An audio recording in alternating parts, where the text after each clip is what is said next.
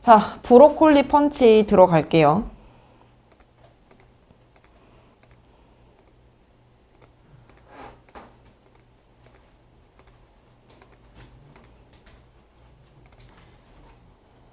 여기 일단 제재 개관 갈래부터 보시면 단편 소설이면서 성장 소설 그리고 뭐 또 청소년 소설이라고도 할 수 있고요.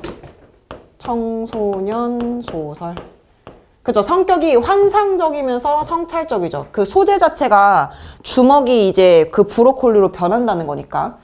주제 해결하지 못하고 숨겨둔 내면의 갈등을 주변인의 도움으로 직면하고, 직면한다는 게 뭐겠어? 마주한다라는 거지. 자기의 내면의 무의식의 아픔을 외부적 요인에 의해서 마주하게 하게 된다라는 얘기예요. 그래서 그것을 극복하는, 키워드는 극복, 그것을 극복하는 성장의 과정. 환상적인 요소를 가미하여 독자의 흥미를 유발하고 등장인물이 자신의 한 시절과 결별하며 성장하는 모습을 그려낸다. 이 얘기는 뭔가를 버려야지만 새로운 걸 얻을 수 있는 이런 맥락이랑도 이어지게 되겠죠. 무엇인가를 버려야지만 얻을 수 있음.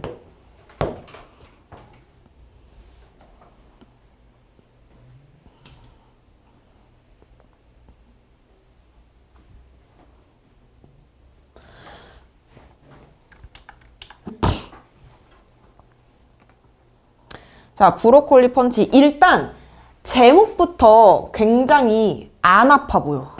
그렇지 않아? 안 아파 보인다라고 하지 말고 안 아프게 느껴진다고 해야 되나? 제목이? 아프게 느껴지지 않고 제목에서부터 독자의 흥미를 유발하고 있어요. 왜냐면 제목만 보면 무슨 내용인지 가늠이 안 돼.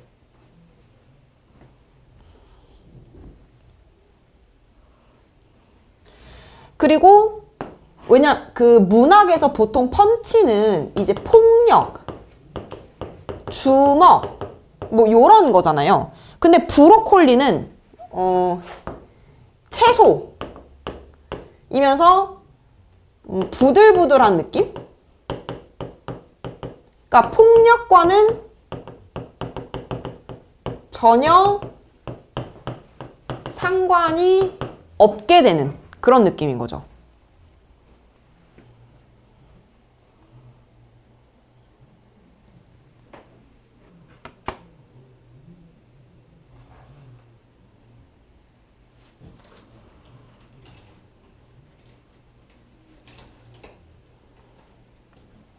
자, 앞부분의 줄거리. 요양보호사인 나. 자, 그러면 일단 요양보호사면은 우리가 소설을 읽을 때 소설은 인물, 사건, 배경에 3요소가 들어가잖아요. 그쵸? 근데 제가 예전부터 계속 언급 드렸었던 게 우리 인물을 인물이라고 부르지 말고 하나의 인격체라고 부르자라고 생각을 해봅시다. 그래서 내가 예전에도 언급했었던 건데 이 인격체를 이루는 모든 것들이 다 인격 요소가 돼요. 그래서 요양보호사인 나라고 했잖아. 여기 있는 이 요양보호사도 소설 전체 맥락에서 보면 나의 단순한 직업을 얘기하는 게 아니라 나의 성격이랑 나의 인격을 만들어주는 요소로서 하나로 작용을 해. 그러니까 요양보호사의 본질은 뭐야? 타인의 아픔을 케어해주는 직업인 거지. 타인의 아픔을 케어해주는 직업을 갖고 있어. 나는 그래요. 그래서 타인의 아픔을 케어해주는 게 직업인 나야. 그게 나의 성격을 반영하는데 나의 남자친구 고원준은 복싱 선수야. 자, 복싱 선수의 목적은 뭐야? 아니, 그 복싱 선수의 목적? 남을 때리는 거죠. 때리는 직업. 이게 이제 하나의 스포츠로 작용을 하고 저도 복싱 배워본 적 있거든요. 근데 복싱 링 위에 올라가기 전에는 줄넘기만 엄청 시킨단 말이야. 줄넘기를 엄청 열심히 해. 한 몇 줄을. 그런 다음에 이제 좀 어느 정도 체력이 됐다 싶으면 그때 링 위에 올라가서 싸워보라 하거든? 근데 저는 링 위에 올라가고 바로 그만뒀어요.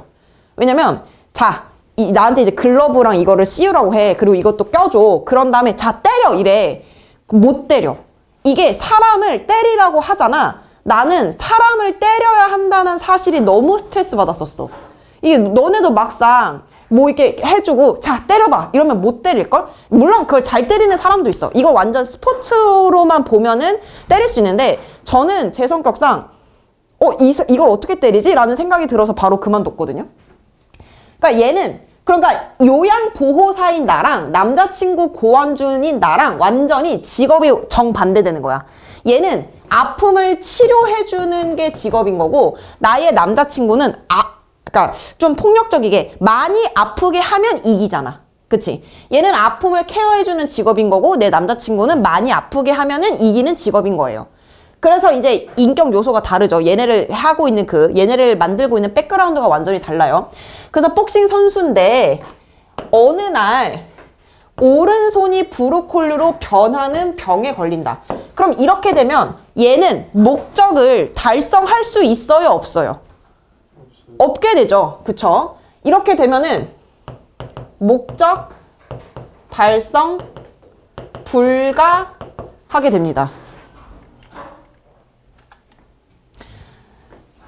근데 이게 이제 작품의 중심 사건으로 들어갈 거고 당연히 이렇게 했으니까 이게 약간 환상적 요소로 작용하게 되는 거죠. 의사는 너무 킹받는 답변을 해. 마음 편하게 며칠 푹 쉬면 손이 낫는다며 엽록소를 억제하는 약을 처방해줘요. 그럼 여기에서 의사는 굉장히 보시면 알겠지만 그렇게 크게 남자친구에 대해서 관심이 없어요. 뭐 그냥 이렇게 하면 나아요. 이거는 결국에 뭘 보여주는 거야? 표면적인 해결책만 제시하는 현대사회 뭐 그런 걸 보여줘요. 표면적 문제 해결. 그러니까 실질적 해결은 해주지 않는다라는 거죠. 그래서 엽록소를 억제하는 약. 이게 굉장히 겉으로 보기에만 있는 약이잖아. 이게 엽록소를 제거하는 약을 먹는다고 브로콜리로 변한 게 없어지냐고. 안 없어지겠지. 나는 내가 돌보고 있는 안필순 할머니와 박광석 할아버지와 함께 할머니가 키우던 앵무새 말자의 장례식을 치르는데요. 이후 저녁에 담소를 나누다가 원준의 손이 브로콜리가 되어 걱정이라고 얘기해요. 박광석 할아버지는 그 병은 마음고생이 심하면 생기는데 노래를 부르면 금방 낫는다며 산에 가자고 제안을 합니다. 자, 그러면 할아버지가 제시한 해결책의 키워드는 뭐냐면 마음고생이 심하면, 그러니까 무의식적으로 내가 뭔가 상처받은 게 있을 거야. 그 상처받은 것을 내가 마주봐서 해결해야 된다라는 거지. 상처받은 거를 상처받은 내용 플러스 뭐라고 해야 되냐? 무의식적으로 나의 내면 의식을 내가 마주해야 된다라는 거야. 나의 내면 의식을 내가 마주 봐야 해 라는 거죠.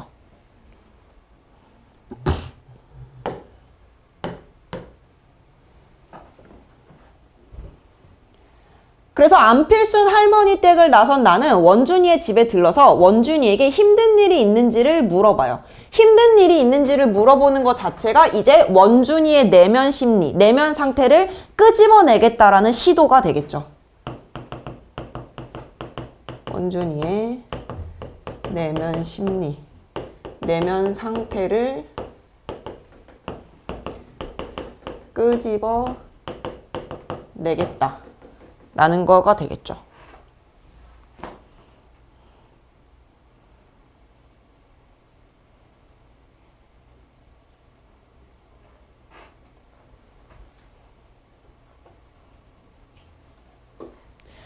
나는 말이야 복싱을 하기가 싫어 라는 얘기 자체가 일단 얼마나 하기가 힘들었겠어. 직업이 복싱 선수인데. 자기의 직업을 부정하는 대사이기도 해요.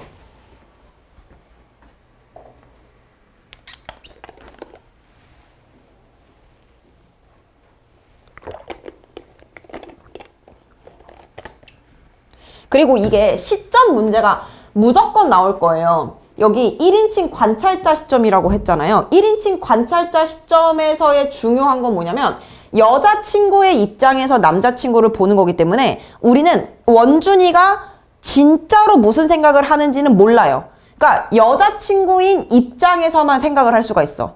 이해돼? 그러니까 필터링이 여자친구의 그 안경으로만 볼 수 있다라는 거야. 그게 문제로 나올 거예요. 나는 말이야 복싱을 하기가 싫어. 자기의 직업을 부정하는 대사고, 원준이는 코로 숨을 깊게 들이마셨다 내뱉었고요. 그러니까 이제 여자친구가 본 원준이죠. 그리고 뱃속에 뭉친 무언가를 풀어내듯이 느릿느릿 이야기하기 시작했다라는 것을 통해서 굉장히 오랜 시간 동안 말을 하지 않았고 오랜 시간 동안 고민했었던 사실이라는 것을 알 수가 있죠.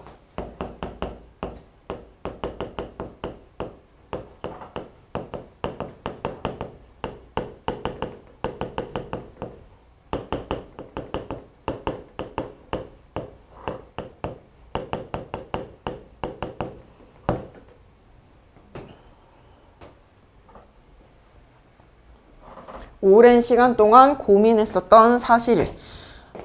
그리고 이거가 뭉쳐있다 그랬잖아. 뭉친.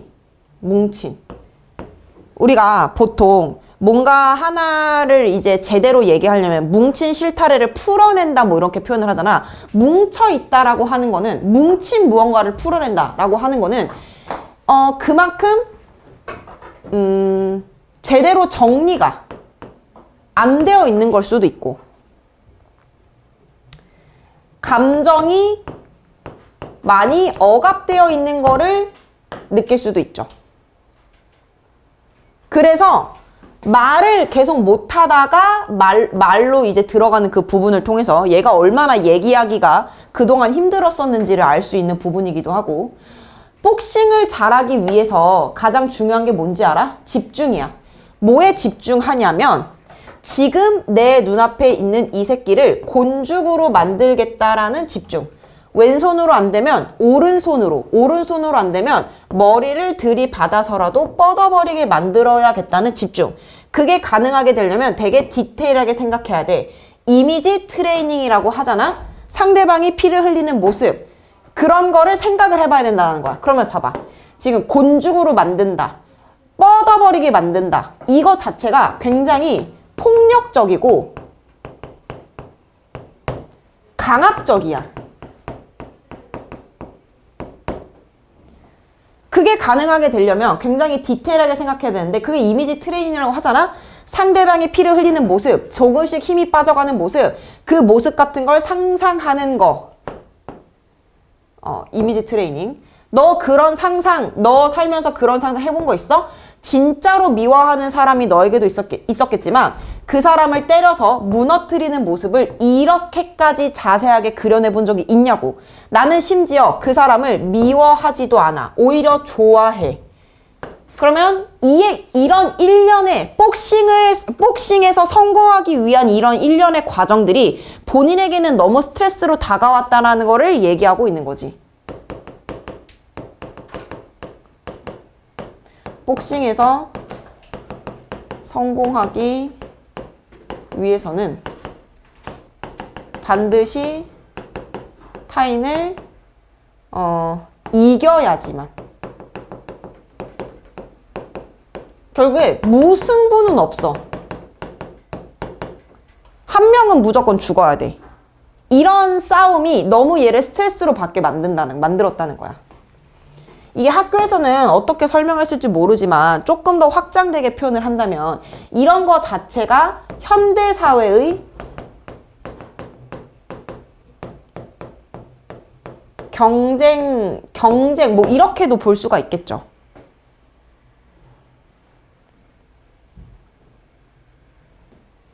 그 다음에 이거 자기 고백적 진술을 통해서 내적 갈등을 표현한다라고 하는 거.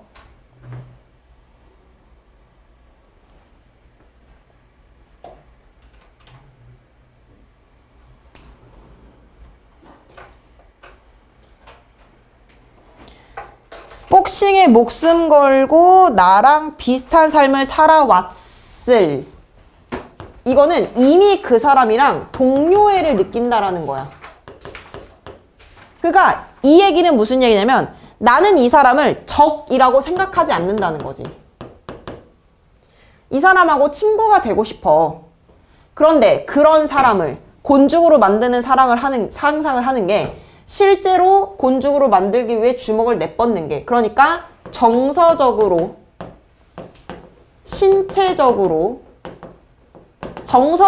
신체적으로나 폭력이랑 연관되어 있다는 거지.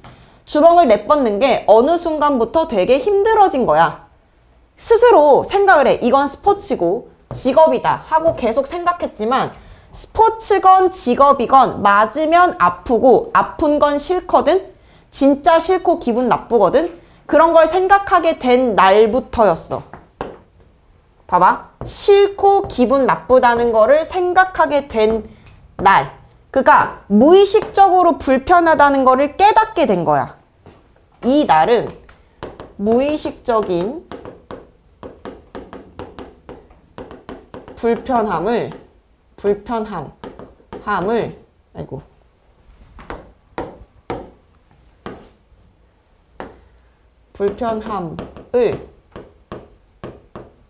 깨닫게 된 거야.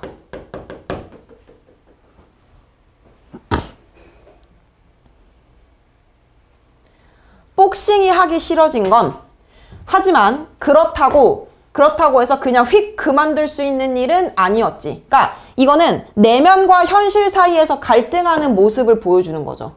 내면과 현실 사이에서 갈등하는 거. 내가 이제 당장 그만두고 싶지만 실질적으로, 그러니까 보통 선수들은 어렸을 때부터 그 선수인 그 노력을 되게 많이 할 거야. 선수가 되기 위해서. 그러면 이것 외에는 다른 거를 해본 적이 없어. 그러니까 바로바로 바꾸기가 힘들다라는 거지. 그러고 싶지도 않았고 나는 오랫동안 고민하고 또 고민했어. 그러다가 그럴듯한 해결책을 찾았어. 상대방을 미워해 보기로 한 거야. 왜냐면 아까 앞에서의 문제점이 좋아하는데 때려야 되는 게 스트레스였으니까 이 사람을 억지로 미워해 보려고 노력을 했다라는 거야. 미운 상대를 때리는 거는 그나마 좀 쉬울 것 같았거든. 자기 합리화죠.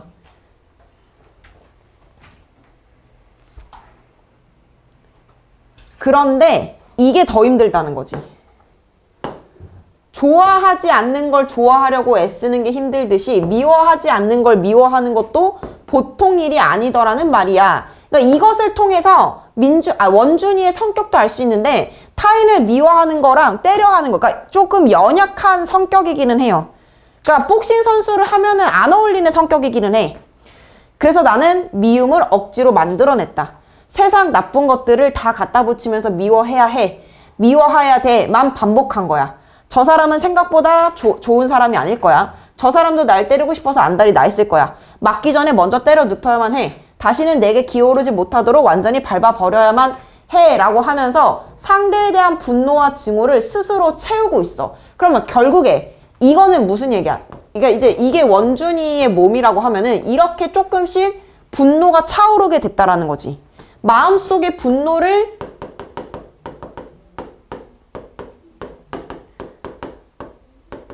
억지로 채워. 근데 이거 억지로 채우는 것 자체도 굉장한 스트레스로 작용을 한단 말이에요. 억지로 먹는 것도 스트레스고 억지로 안 먹는 것도 스트레스로 작용을 할 거 아니야. 경기가 없는 날에도 없는 날에도 나는 온종일 그런 것들만 생각했어. 그러면 이 얘기는 언제나 긴장이 된 상태였다는 거야. 언제나 긴장. 한순간도 긴장을 늦춘 적이 없는 거지.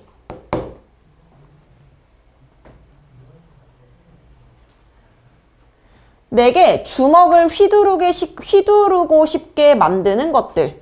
그 감정을 조금 더 효율적으로 응축시켜 오른쪽 글러브 안에 모으는 방법에 대해서만. 그러면 이 오른쪽 글러브 안에 자기의 분노 이런 것들을 다 모았다라는 거지. 근데 그게 오른손이 브로콜리로 변했다라고 하는 거야. 그러니까 결국에 원준이가 생각한 증오랑 원망들이 브로콜리로 변했어. 그러면 사실 그 증오랑 원망들은 눈에 보이지 않거든요? 눈에 보이지 않는데 브로콜리는 눈에 보인단 말이야. 눈에 보이지 않는 그 감정들이 눈에 보이는 걸로 한 번에 이제 만들어지게 된 건데, 근데 조금 이상한 게 브로콜리라고 하는 거는 분노나 증오와는 전혀 다른, 그러니까 어울리지 않은 단어인 거지. 분노, 증오와는 어울리지 않는 채소이면서 야채이기도 해.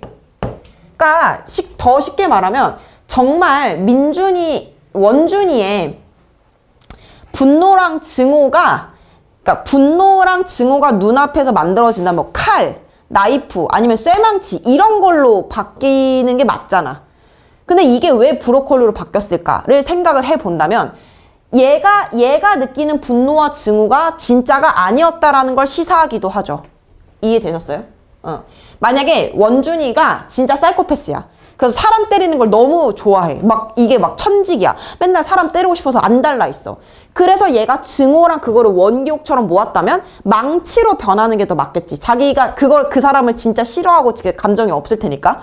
근데 원준이가 원기옥처럼 모은 이런 증오와 분노들이 그러니까 완전 생뚱맞는 브로콜리로 변했다라고 하는 거는 궁극적으로는, 그쵸, 타인을 향한 폭력을 거부하라는 원준의 마음을 표현했다. 즉 진짜 증오와 분노가 아니라 만들어진 증오와 분노라는 얘기인 거야.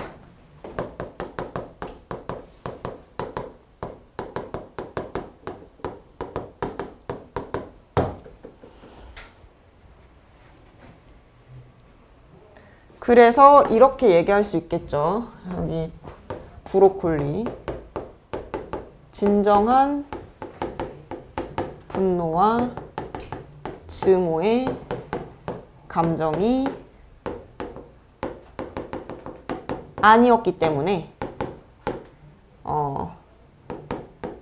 분노와 전혀 어울리지 않는 브로콜리로 변화했다.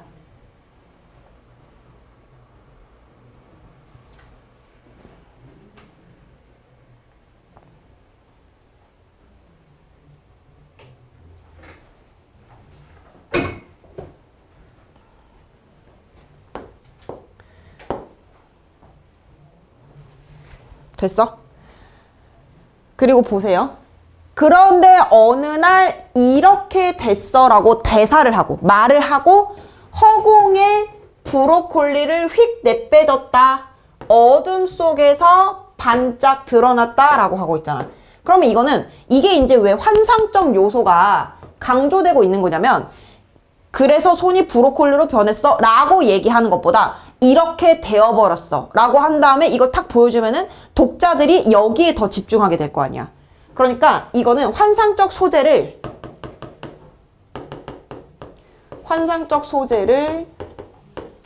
효과적으로 드러내기 위한 장치. 그게 허공 어둠 속이라는 거지.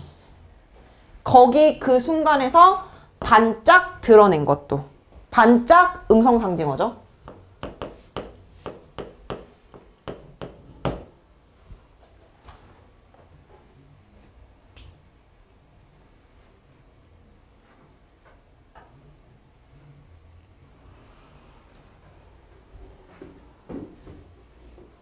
자, 이렇게 되고 나서부터 아무리 하려고 해도 화가 나지를 않아. 방어 기제가 작동한 거야.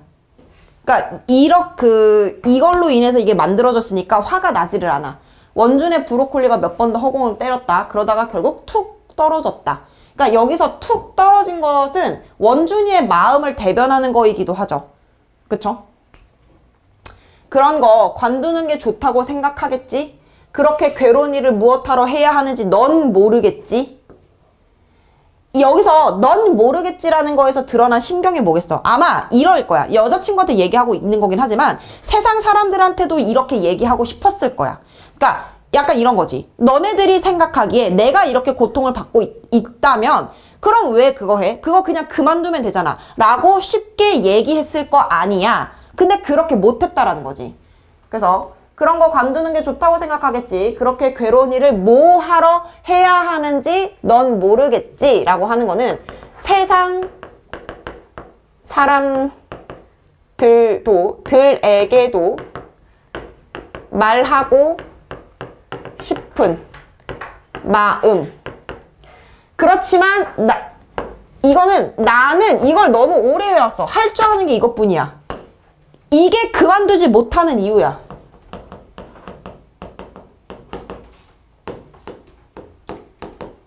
남 미워하는 거, 미워서 곤죽이 되게 때려주는 거. 본인이 할 수 있는 거는 이거밖에 없대.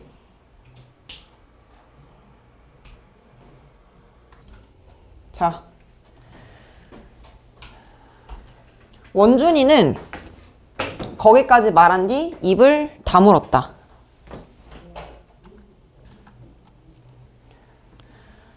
그러자 방 안은 다시 어둠과 침묵과 슬픈 풀냄새가 가득했는데 슬픈 그런 거. 그래서 감각적으로 형상화하고요. 감각적으로 형상화했다라고 하는 게 지금 분위기가 안 좋잖아. 완전 부정적인 분위기를 안 좋은 단어로 설명하고 있다는 거죠. 나는 입을 열었지만 아무 말도 나오지가 않았다. 왜냐면 이제 여기에 대해서 100% 공감할 수가 없으니까. 길고 힘든 이야기를 들었으니 무슨 말이든 해야 할 텐데 위로든 핀잔이든 뭐라고 대답을 해야만 하는데 물 밖으로 끌려 나온 붕어처럼 입만 뻐끔거리다가 나는 겨우 한 단어를 말했다. 내일. 원준이 나를 힐끗 바라보았다. 아무런 기대도 없는 눈빛인 것을 어둠 속에서도 알 수 있었다. 그리고 여기에서 이게 1인칭 관찰자 시점이니까 상대적으로 나의 심리는 좀 더 자세하게 나와요. 1인칭 관찰자이기 때문에.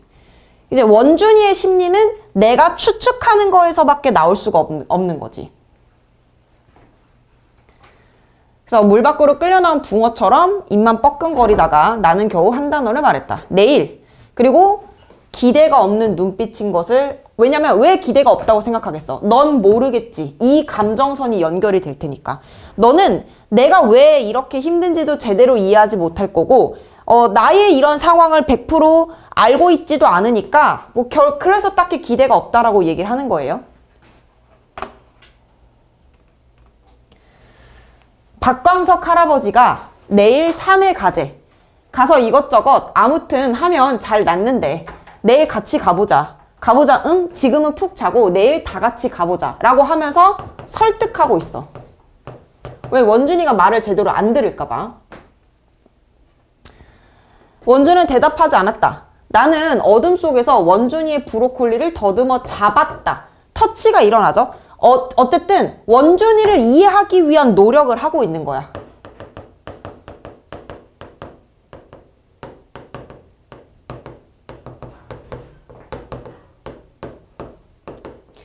두텁고 미지근한 줄기 밑에서 두근두근 물이 지나가는 것이 느껴졌다. 이 물은 브로콜리를 한 바퀴 돌아 나와 원준이의 어디로 갈까?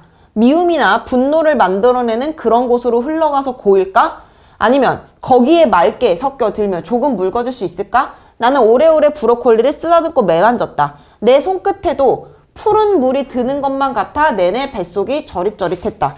자, 여기서 얘가 지금 어쨌든 터치를 했잖아요. 이 터치가 보통 일어나면은 그런 이제 공감이랑 과몰입을 하기 위한 그런 장치로서 작동을 하게 되는데 이걸 느껴서 푸른 물이 드는 것 같은 느낌을 느꼈대. 그러면 이제 그 나름의 교감을 이제 한 거고, 이 물은 브로콜리를 한 바퀴 돌아서 나와 원준이 어디로 갈까? 여기서 원준이 어디로 갈까가 아니라 나와 원준의 어디로 갈까라고 하고 있기 때문에 이거 왜? 손을 잡고 있잖아. 손을 잡고 있기 때문에 완전히 결합되어 있는 상태여서 이런 표현을 쓴 거예요. 손을 잡고 있으니까. 원준이랑 완전 동질화를 느끼게 된 거야. 동일시를 한 거야. 그래서 미움이나 분노를 만들어내는 그런 곳으로 흘러가서 고일까? 거기에 맑게 섞여들면 졸금 묽어질 수 있을까? 뭐가 묽어져? 미움이나 분노가 묽어질 수 있을까라는 생각을 하고 있는 거야. 나는 오래오래 브로콜리를 쓰다듬고 매만졌다. 이것도 이제 그 원준이를 이해하기 위한 노력이겠죠. 이거 중요해요. 원준이를 위로하는 나의 모습. 원준이의 긴 말을 들어주고요. 그래서 그쵸, 섣불리 조언하지 않아요. 왜냐면 섣불리 조언하는 것 자체가 원준이에게 상처가 될 수 있다는 걸 인지하고 있는 거야. 섣불리 반응하는 게 원준이에게 상처가 될 수 있음을 인지하고 있고, 그리고 원준이를 아끼는 마음을 갖고 있는 거죠.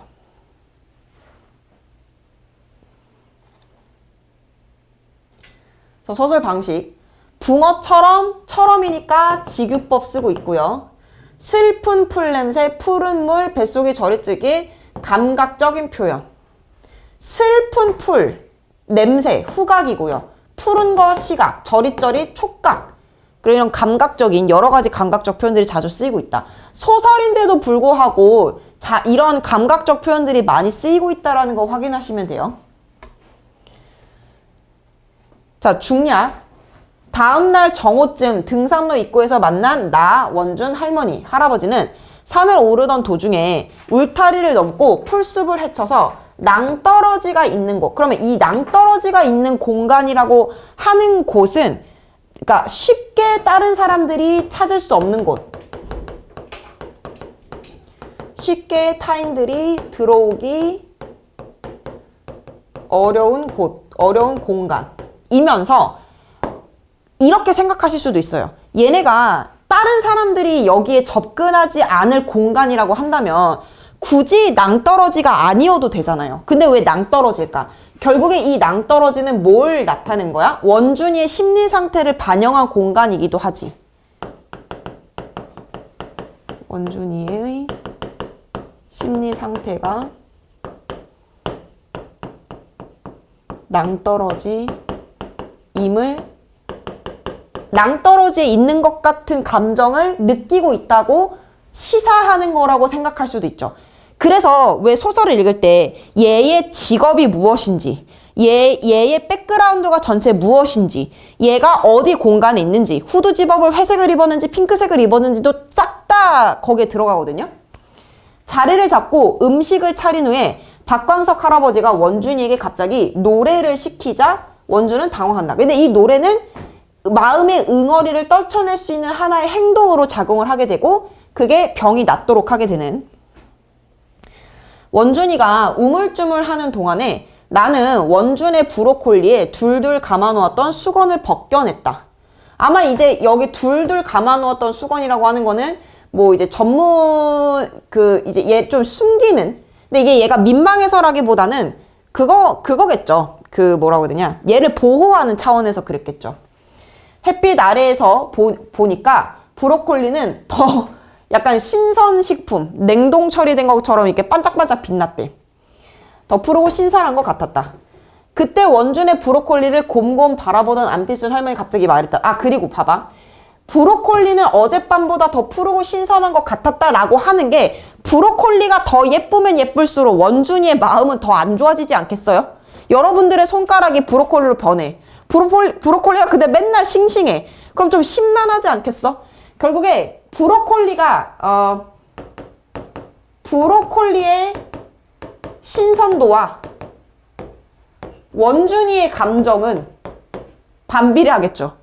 원준분의 1. 브로콜리가 신선하면 신선할수록 원준이의 감정은 조금 더 신란해질 거예요. 그때 원준의 브로콜리를 곰곰이 바라보던 할머니가 그러면 나도 노래는 아니고 소리 하나 질러도 되냐?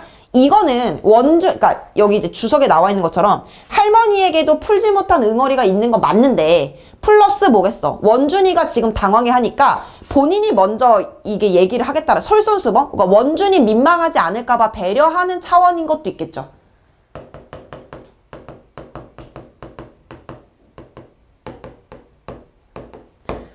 그럼 지르고 싶은 대로 지르게. 그럼요, 지르세요.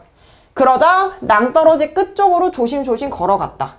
그리고 이 낭떠러지 끝에라고 하는 거는 에코 효과가 있을 거 아니에요. 그쵸? 에코 효과가 있을 것이며 이 모든 인물들이 각각의 마음의 응어리가 낭떠러지에 있는 듯한 느낌을 가지고 있기 때문에 가장자리로부터 두어 걸음 떨어진 지점에서 머리가 핑 도는 듯 쪼그려 앉더니 입나파를 했다. 그러고 내뱉으며 외쳤다. 말자야, 그 앵무새의 이름. 그러면 왜 이제 그 말자의 장례식에서 이런 대화를 했다고 했잖아요. 그다지 깊은 숲이 아니라서 그런가 메아리가 들릴 줄 알았는데, 그쵸? 메아리는 안 들리네요. 에코가 들리진 않아요. 그러자 안필순 할머니는 쪼그려 앉은 채 내가 욕한 것도 진심이 아니었고 때린 것도 진심이 아니었다. 좋은 곳에 가라. 곧 다시 만나자. 그리고 나서도 안필순 할머니는 잠시 허공을 바라보며 앉아있더니 한참 후에 일어나 엉덩이를 툭툭 털었다. 여기서 엉덩이를 툭툭 털었다라고 하는 것도 마음을 이제 툭툭 털어낸 것과 연결되겠죠.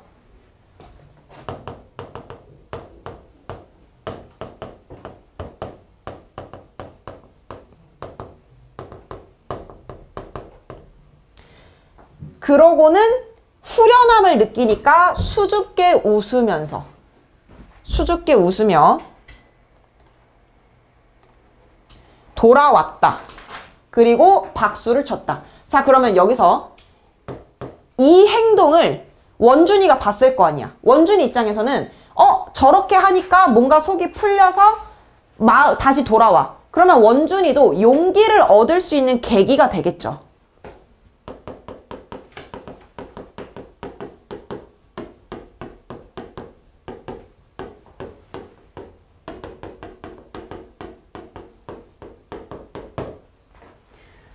그래서 나와 박강석 할아버지는 열렬하게 박수를 쳤다. 그래서 옆에 와 앉는 할머니를 보고 할아버지가 환하게 웃었다. 아이고, 내 속이 다 시원하네. 이제 동질감. 잘 혔어. 자, 이제 그러면 원준이 자네 차례. 손사래를 치며 끝까지 뺄 거라고 생각했는데 놀랍게도 그러니까 이 원준이는 목을 가다듬더니 그러니까 이거는 용기를 얻은 거예요. 나도 저렇게 해야 할 수 있겠다. 일어섰다. 우리의 얼굴을 한 번씩 차례도 돌아다보고는 안필순 할머니가 가서 앉았던 자리로 걸어갔다. 제가 뭘 하려고 저러나 궁금하여 조마조마라고 하면서 이제 자기 심정을 대놓고 얘기하고, 원준이는 아까 안필순 할머니가 쪼그려 앉았던 곳보다 한 걸음 정도 더 나아간 자리에 딱 버티고 섰다. 이것도 뭐 학교에서 어떻게 얘기했는지 모르지만 한 걸음 정도 더 나아간 자리라고 하는 거 보면은 안필순 할머니보다 조금 더 마음의 무게감이 더 깊다는 걸 알 수 있는 부분이기도 하겠죠. 그러니까 이 슬픔의 경도, 슬픔의 무게가 누가 더 무겁고 그렇다라기보다는 얘가 상대적으로 조금 더 간절한 거를 작가가 표현하지 않았을까? 어쨌든 안필순 할머니는 손이 브로콜리로 변한 건 아니잖아요. 얘가 뭔가 그 원준이의 심경이 더 깊이 이거 문장 호응이 이상해지는데? 그러면 잠깐만. 원준이의 심경이 생각보다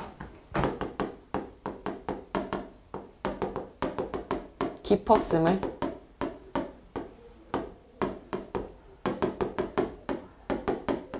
알 수 있는 부분이기도 하다.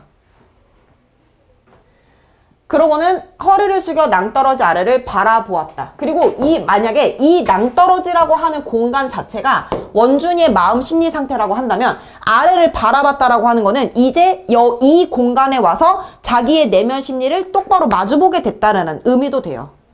그래서 아래를 바라보았다. 본인의 내면 심리를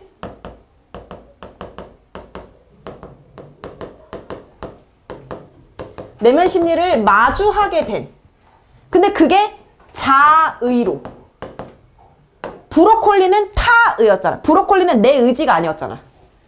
브로콜리 펀치. 부퍼는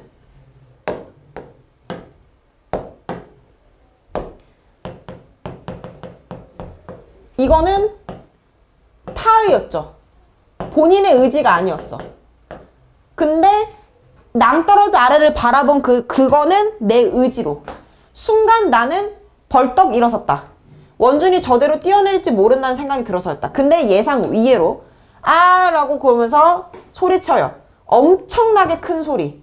안피순 할머니가 외친 것보다 10배는 더 큰 소리였다. 마음고생을 부각하는 소리. 그러니까 나아간 자리랑 이거랑 연결되겠죠. 우리가 이거 그림이 너무 귀엽지? 그 머리도 브로콜리는 연상한 거야? 얘도 브로콜리 머리 하고 있잖아. 우리는 깜짝 놀라 서로 눈을 마주 보았다. 그러니까 이거는 원준이가 목소리가 큰 것도 큰 거겠지만 원준이가 저렇게까지 힘들었구나 뭐 이런 생각을 할 수 있겠죠. 좀 전까지 잠잠했던 낭떠러지 아래 잡목숲에서 새들이 우르르 날아올랐다라고 하는 거는 이제 그만큼 소리가 큰 거를 보여주고 있는 장치이기도 하고요. 그러거나 말거나 요란하게 목을 푼 원준은 드디어 허리에 손을 얹었다.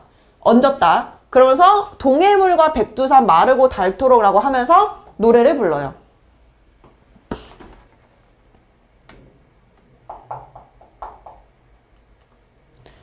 노래인지 괴성인지 모를 그 소리. 그러면은 이제 여기에서도 원준이의 심경이 얼마나 힘들었는지를 보여주고 아이고 우리는 동시에 경악한 얼굴로 고꾸러졌다. 할 줄 아는 노래가 없다는 건 정말일걸. 그치? 할 줄 아는 노래가 없다는 거는 복싱에만 빠져있음을 간접적으로 드러내고 있고 얘의 인생 이퀄 복싱이었다라는 거야. 그러니까 아까 얘기했었을 때 나는 할 줄 아는 게 이거밖에 없어 라는 말의 신뢰도가 올라가는 말이기도 하죠. 그리고 독자들 입장에서는 아, 얘 진짜 복싱밖에 모르는 애구나. 그러면 이 대사를 통해서 원준이가 그동안 느꼈던 심경이 얼마나 안 좋은지를 느낄 수도 있다는 거야.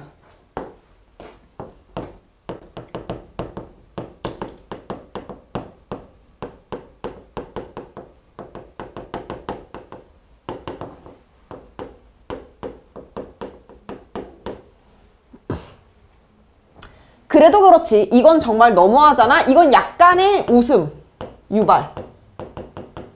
약간 너무 어두워지거나 자칫 잘못하면 너무 딥해질 수 있는 소재를 이렇게 중간중간에 풀어주면서 긴장 완화 효과를 주기도 하죠. 왜냐면 모든 그 소설 자체가 처음부터 끝까지 계속 긴장된 텐션을 유지하고 있으면 너무 힘들어요, 읽는 사람들이.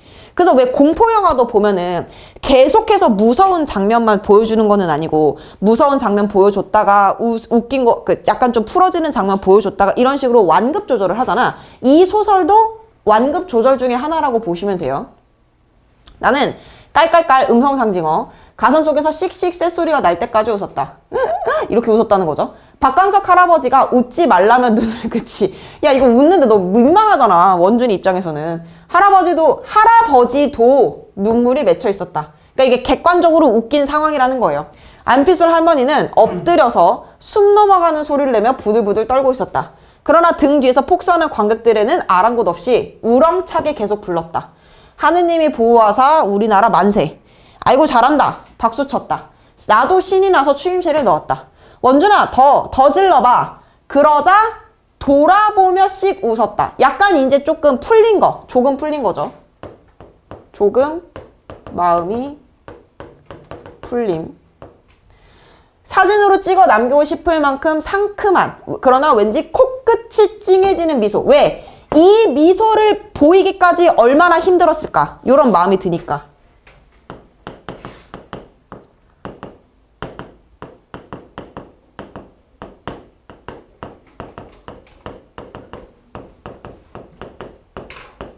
이 미소를 보이기까지 굉장히 힘이 들었을 테니까. 너무 웃어 가려운 백가죽을 부여잡고서는 아이고 저 짠한 것 생각하는데 이윽고 노래를 마친 원준이가 캑캑거리며 돌아왔다. 나는 안아줬고요. 아이고 잘했어. 엉덩이를 툭툭 쳐주며 볼도 꼬집어 주었다. 자, 이상하네요. 소리를 지르는 것뿐인데 좀 시원한 것 같아요. 500ml짜리 물병을 한꺼번에 비운 원준이가 거봐 그렇다니까 이제 나을 거야. 정말 이래서 뭐가 나을진 모르겠지만 기분은 정말 좋았고 나는 어쩐지 울 것 같기도 했다. 참 이상한 일이었다. 고작 노래를 좀 불렀을 뿐인데 조금 더 크게 말을 한 것뿐인데 이렇게까지 기분이 좋을 걸까? 작은 변화와 의외의 행위가 문제 해결의 시작점이 될 수 있음을 표현함. 전체 주제는 이거겠죠. 뭔가 문제가 있을 때 그것을 낭떠러지에서 어떻게 행동을 하느냐 안 하느냐의 차이인 거야. 그래서 아까 그 여자친구가 내가 원준이가 저기서 뛰어내리면 어떡하지? 이렇게 고민을 했다 그랬잖아. 그러니까 이거는 뭘 보여주고 있는 거냐면 작가가 낭떠러지라고 하는 공간에서 연상이 되는 행동은 두 가지라는 거지. 뛰어내리는 거랑 노래를 부르는 거. 근데 여기서 이 작은 변화랑 의외의 행동이라고 하는 거는 정말 낭떠러지라고 하는 공간의 속성을 생각해보면 1. 뛰어내리기 2. 소리 지르기. 요거 두 개인데 얘네 두 개는 한 끗 차이라는 거야. 한 끗 차이. 이 한 끗 차이로 우리의 행복이 결정된다라는 거야.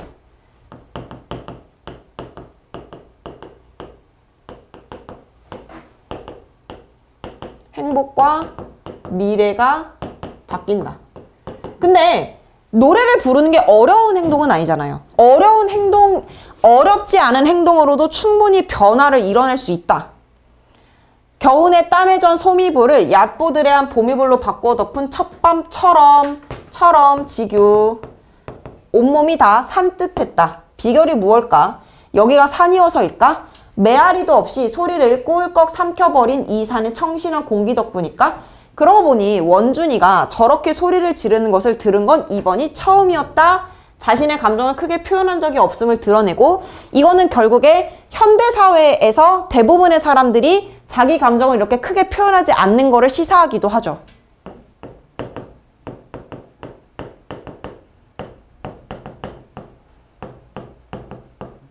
현대사회 속 사람들도 자신의 감정을 크게 표현하지 않는 것을 시사하기도 하고 저렇게 크게 소리도 지를 줄 아는 애였어. 보기보단 늠름하지. 산 공기를 흠흠 들이쉬며 그런 생각을 하는데 콧구멍 안으로 무엇인가 쑥 들이밀어졌다. 키위 조각이었다. 금강산도 식후경이랬다. 목소리 아직 웃음기가 남아 안 삐순 할머니가 익수식을 지어주었다. 지금 우리는 관악산 그리고 한참 중턱 금강산에도 되지 못할 풍경이었지만 어쨌든 고분고분 먹었다. 그래서 이제 막 음식이 자꾸 땡겼다. 우겨넣고 있었다. 그러고 보니 나도 원준이도 어제부터 아무것도 안 먹었었다. 자, 그럼 얘네가 지금 음식을 먹고 있잖아. 이 얘기는 이런 심리적인 안정감이 조금 이루어졌기 때문에 음식을 섭취할 수 있음을 드러내기도 해요. 정말 사람이 심적으로 너무 힘들면 아무것도 못 먹을 거 아니야. 김밥은 금세 없었지만 아까부터 빵빵해서 수상타 싶던 배낭에는 유부초밥에 양갱, 뻥튀기, 얼린 보리차까지 먹고 마실 것이 끝없이 나와 우리 무릎 앞에 펼쳐졌고 마음껏 씹고 삼켰다.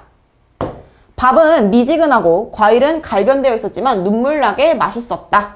그럼 여기서 눈물나게 맛있었다라고 하는 것도 심리적인 안정감을 느꼈기 때문에 그때였다.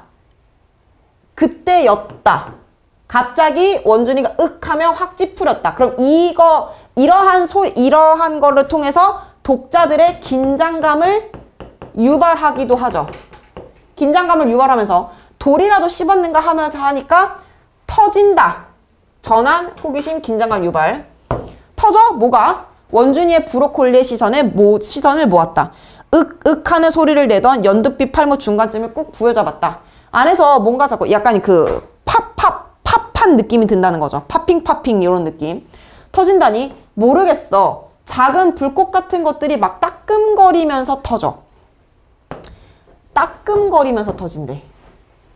이것도 학교에서 어디까지 설명했는지 모르겠지만 이렇게도 볼 수 있겠죠. 얘가 그냥 슥 빠지지는 않잖아. 부드럽게 빠지진 않아요.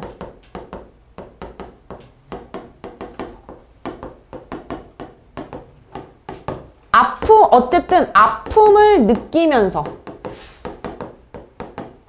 한층 더 성숙해지게 되는. 이건 근데 하나의 클리셰죠. 언제나 뭐 시도 그렇고 소설도 그렇고 성숙해지는 단계로 나아가기 위해서는 언제나 아픔을 동반하기 마련이잖아. 그죠? 요런 느낌. 작은 불꽃 같은 것들이 따끔거리면서 터져. 그게 뭐야? 정확히 무슨 느낌이야? 더럭 겁이 나서 물을 얻은 참이었다. 갑자기 소리를 질렀다. 얼굴 가까이로 잡아당겼다. 이것 봐라. 여기 노랗고 작은 점이 복슬복슬 보글보글한 작은, 그리고 봐봐. 복슬복슬 보글보글 이런 식으로 감각적이고 음성 상징어를 되게 많이 사용해서 독자들이 읽기에 되게 귀여운 느낌을 줘요. 쑥 길어나 노란 실금이 가 있었다. 쌀알만큼 작아 자세히 들여다봐야 분간할 수 있는 크기였지만 우리는 모두 그게 뭔지 분명 알 수 있었다. 이거 꽃 아니야? 맞지? 브로콜리가 원래 꽃봉오리 부분을 크게 자라도록 개량해서 만든 채소기는 한데 그래서 이 브로콜리라고 하는 거를 왜 갖고 왔겠어? 나쁜 점을 보완하여 더 좋게 고쳐서. 그러니까 결국에는 이거지. 브로콜리 펀치라고 하는 거는 일단 브로콜리가 뭐야? 폭력이랑 완전 전혀 상관없는 그거이면서 나쁜 점을 버리고 좋은 점만 부각한. 그러니까 이 결국에 원준이도 브로콜리가 없어지게 되면서 더 나은 삶을 살 것이라는 것을 암시하고 있는 부분이라는 거지. 시상해. 그럼 이 조그맣고 짜잘한 게 이게 다 꽃이야?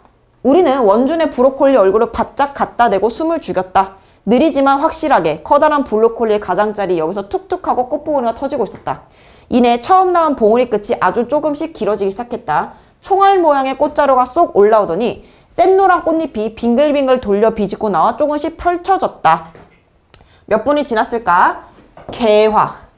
완전히 개화했다. 넉 장짜리 꽃잎이 곡갈 모양으로 고개 숙인 작고 소박한 꽃이었다. 이윽고 첫 번째 꽃을 따라 나머지 봉오리들로 경쟁한 듯 쏙쏙 피어나기 시작했다. 그래서 이제 감각적. 아이고 참 예쁘네. 응 정말 예쁘다. 장관이네.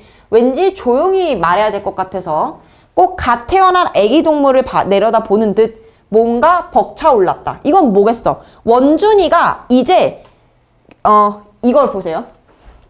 성장, 번영, 행복. 이를 바탕으로 브로콜리는 마음고생이 해결되라는 조짐. 그러면서 이 짐을 떨치며 또 다른 삶으로서의 전환을 느끼는 거죠. 그래서 벅차오르는 감정을 느꼈다라는 거야. 그 원준이가 그동안 느꼈었던 그 감정이 해소되고 있다라는 걸 기대하고 있으니까. 나는 원준의 어깨쪽지를 마구 쓰다듬었다. 기분 되게 이상하네. 원준이 브로콜리를 내려다보며 말했다. 그래서 눈가와 입가가 한결 풀어진 것이 좋아 보이는 얼굴이었고 그래 이제 다 나았다. 흡족하게 웃었다. 꽃뭉치가 되어 모든 봉오리가 한껏 피어나 꽃은 축 늘어지고 가운데 꽃은 하늘로 뻗어서 샹들리에를 뒤집어 놓은 것 같았다. 손끝으로 꽃송이 하나를 살짝 쥐어보니 맵싸한 향이 물씬 퍼져나왔다.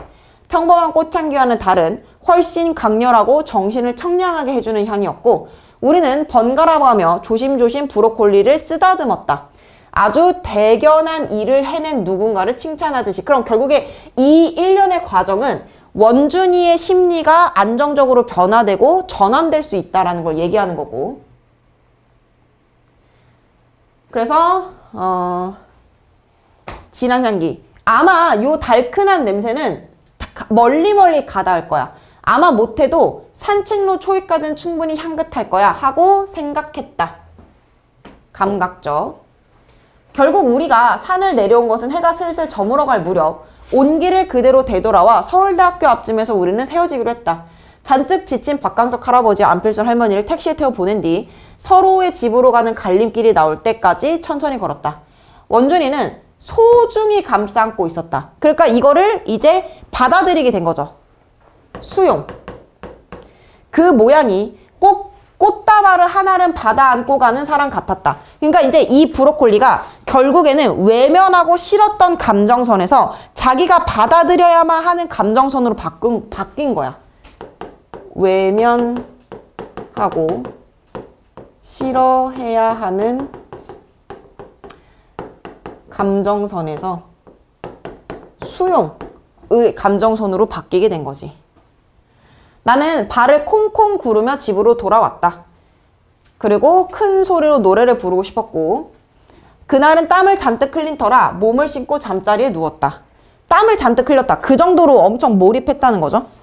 온몸이 노곤노곤해 바로 잠들 것 같다고 생각했는데 막상 누우니까 그렇지 않아. 소풍 다녀온 아이처럼 비유. 즐거움과 흥분이 남아 눈을 감아도 눈꺼풀 뒤에 오늘의 온갖 장면들이 스쳐가는 탓. 나는 베개를 끌어안고 왼쪽으로 굴렀다. 오른쪽으로 굴렀다 하면서 두서없이 복귀하기 시작했다.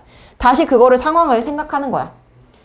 그러고 보니 원준이 복싱을 그만두고 싶다는 얘기를 내게 하지 않은 게 조금 섭섭했다. 세상 평소에는 오만 것들에 다 제 느낌과 견해를 떠들어대는 녀석이 정작 자기 내면에 일어나는 그런 중요한 일에 대해서는 입을 꼭 다문 채 그 지경까지 혼자 괴로워했더니 우리 사이에 얘기하면 얼마나 좋아. 혼자 입을 삐죽거렸다. 하긴 얘기했다고 한들 뾰족한 대책을 내놓을 수 있는 것도 아니었긴 했다. 맛있는 걸 사줄까? 아니면 어디 여행이라도 다녀올까? 했지만 어젯밤 박광석 할아버지가 안필순 할머니에게 했던 것처럼 말이다. 그렇게 생각하니 좀 민망한 기분이 들었다. 세상 사람들은 되게 비슷하구나. 시리에 빠진 연인을 달래는 방식은. 그러니까 이 노인들, 할아버지들은 이 젊은 사람들에게 굉장히 많은 경험을 줘요. 그러니까 안필순 할머니가 먼저 나가서 보여주고 원준이가 용기를 얻어서 행동한 것도 그렇고 내가 이 할아버지 할머니 커플이 하는 행동을 보고 따라하는 것도 그렇고 박강석 할아버지는 안필순 할아버지에게 새로운 앵무새를 사줄까? 그렇다면 그 녀석은 재롱도 잘 뗄 텐데 그 재롱은 말자와는 다른 귀염이고 그 목소리도 말자와는 다른 목소리일 테지. 하지만 떠들어대는 맹무새가 될 거야. 분명 그럴 거야. 라고 얘기하고 이건 그렇게 크게 중요한 부분은 없고요. 다음날 아침 눈을 뜨자 원준이에게서 사진을 첨부한 메시지 한 통이 도착했었다. 나 복싱 관두기로 했다. 엄청난 용기를 낸 거예요. 그래서 오른손 브로콜리가 없어졌죠. 아직 끝에 시든 꽃봉오리도 조금 달려있지만 손의 모양을 하고 있었다. 나는 잘됐네 라고 답장을 보냈다. 정말 잘된 일이었다. 하면서 이제 끝났어요. 결말 부분에서는 내용이 아이고 고생했다. 자, 여기 작가 인터뷰. 이 소설을 읽은 많은 독자분들이 마음의 병이 있으면 손이 브로콜리 된다니 부럽다. 그쵸? 다른 사람들이 알아줄 텐데 그리고 나도 알고 있을 테니까. 마음의 문제는 스스로 표현하기도 어렵고 타인에게 이해받기도 어려워요. 하지만 마음의 문제를 겪지 않을 수는 없으니 현명한 대처 방법. 그래서 그 걱정거리가 어떻게 해소해야 돼요? 그러니까 낭떠러지라고 하는 소재, 낭떠러지라는 소재를 갖고 왔겠죠.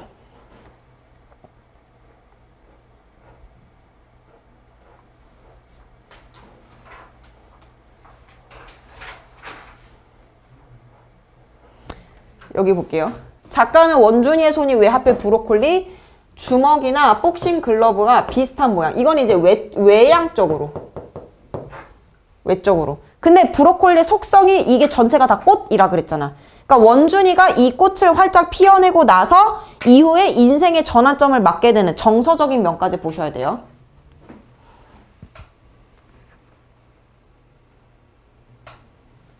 비현실적 요소. 홍길동전이나 박시전처럼 초자연적이라는 말이 뭐야?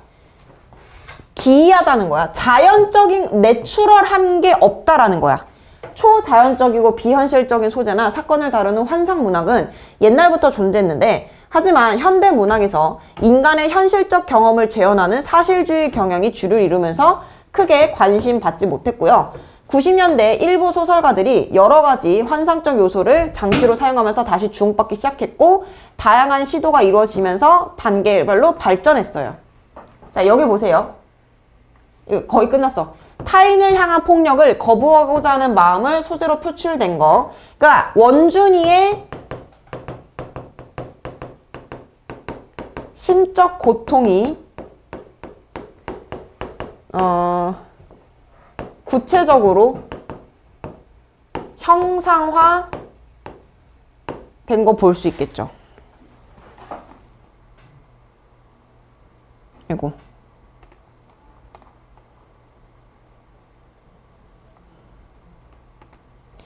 이거 했어, 학교에서? 네.